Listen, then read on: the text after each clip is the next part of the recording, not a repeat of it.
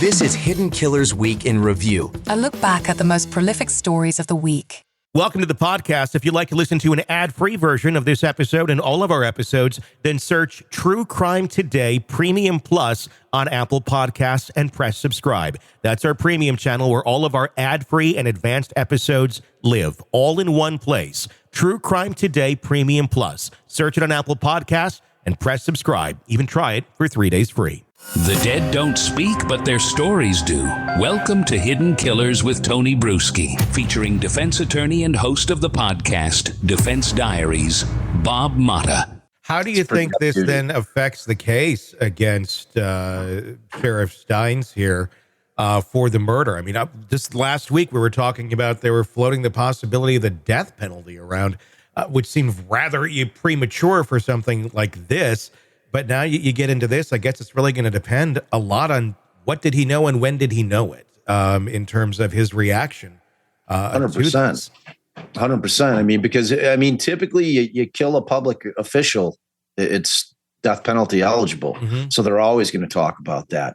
So, once his lawyer, and I'm talking about Stein's lawyer, starts digging into this case, which he has, and, they're going to start uncovering things. I know, based on some research I've done, that they're desperately trying to get the Attorney General's investigation and discovery from the Attorney General regarding Fields and what they uncovered in their investigation. So they're digging. They're trying to figure out how they're going to be able to corroborate exactly what their client is probably telling them happened, and what was the cause of this thing. So it's going to be one of those cases that I think is going to blow minds, to be honest with you. I think there's going to be, I mean, if these allegations with respect to Judge Kevin Mullins are true, that is like just unbelievable. Yeah. If you've got a judge that is, in exchange for sexual favors, providing leniency to defendants in cases, man, it is going to be unbelievable. And then you have to try to figure out, if you're the prosecutor's office, how do you factor that in? Because we do not live in a vigilante country. We can't just go take the law into our own hands. We've talked about this multiple times on different cases. Yeah. Can't do it, but how does that affect what you charge them with? Yeah. Well, so it's going to be really interesting. I guess my other, none of this, it's not like anybody here has absolute power. These are systems of multiple people that have to know what the right hand and left hand are doing of the others to make this all work. So then it goes to the next question. Who else knew? Did the DA know that this was going on? Because it's not, correct me if I'm wrong, Bob, but as far as my knowledge of the judicial system, the judge doesn't typically take defendants back into their chambers privately on a regular basis for intimate time together without their attorneys. You are not wrong, Tony. I've never seen a judge take a defendant back in chambers. Ever, under any circumstances. Yeah. I can't even, I've had cases where we're on record in chambers and they won't allow the defendant to come back, who technically has a right to be back there for every part of the proceedings. But dude, no, that does not happen. That is not a normal thing. You would think there'd be people going, this is kind of odd. He keeps having these female defendants that have, I'm going to guess I'm going to guess somewhat minor charges that he could bump around his way. And I'm not trying to make a pun. I really was not. I think you were. I think I did inadvertently, but I was not trying to make a pun. And I would think someone would have raised an eyebrow going, it's kind of odd. Maybe what's going on back there? Man, especially his bailiff. Yeah. Like a judge's bailiff and their court clerk, they know everything that's going on in a judge's chambers. They know all the judge's business, because those two people in particular, like the primary bailiff for the judge, that's like their security. Yeah. It's like the equivalent of like you having a bodyguard. That's what your bailiff is. And your court clerk is just all up in your business, in terms of dispositions on cases. How would they not know?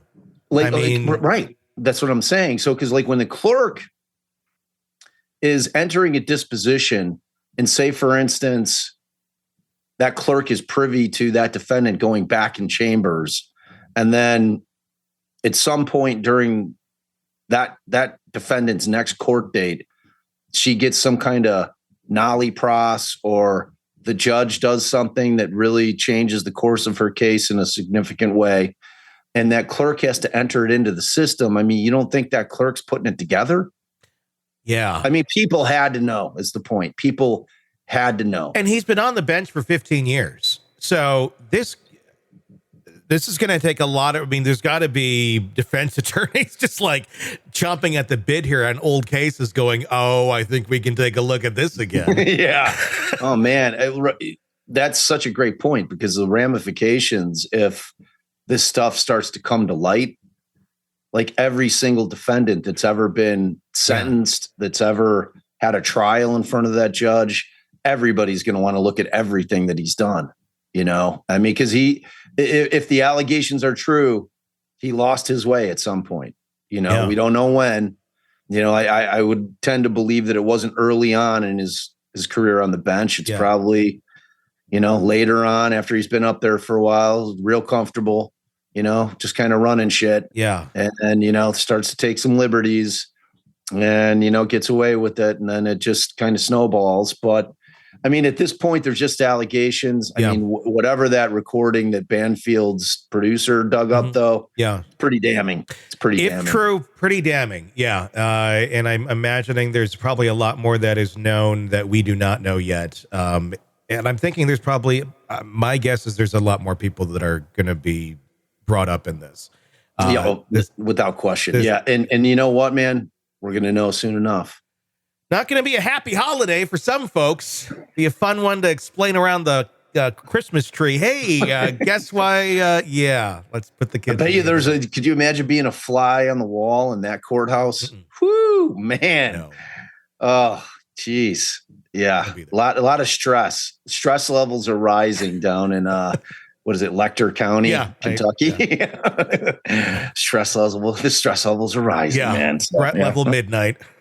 Son of Diddy, Christian Combs, now facing civil charges, a souping brought against him by a former yacht stewardess, alleging sexual assault and battery during a July 2022 yacht trip. Alleges claims that there was emotional and physical distress resulting from the incident.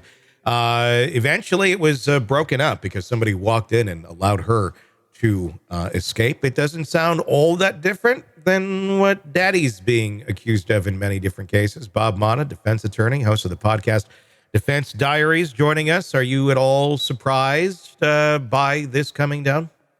No, I'm saddened though, but it's you have, we certainly knew that the family was going to have to get sucked in it at some point, especially his older sons. Mm-hmm.